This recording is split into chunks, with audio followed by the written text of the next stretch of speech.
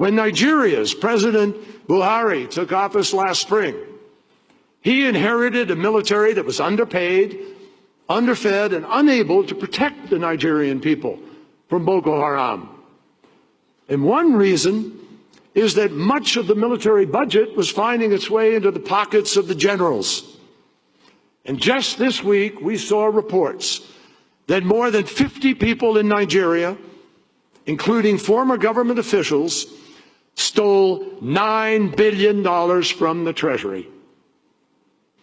I used to be a prosecutor, and I know how hard it is to hold people in positions of public responsibility accountable. But I also know how important it is.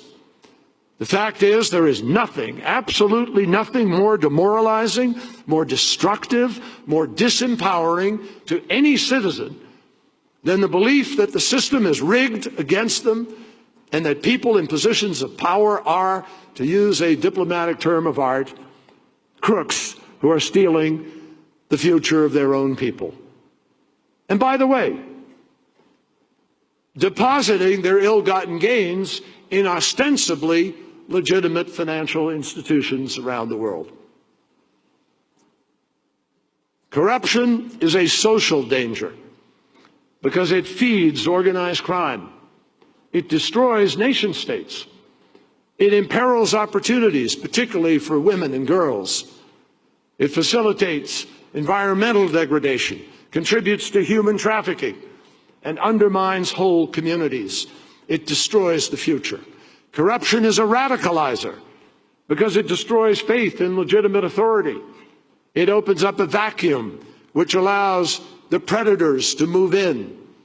And no one knows that better than the violent extremist groups who regularly use corruption as a recruitment tool. Corruption is an opportunity destroyer because it discourages honest and accountable investment. It makes businesses more expensive to operate. It drives up the cost of public services for local taxpayers, and it turns a nation's entire budget into a feeding trough for the privileged few. And that is why it is imperative that the business community of the world starts to demand a different standard of behavior, that we deepen the fight against corruption, making it a first-order national security priority.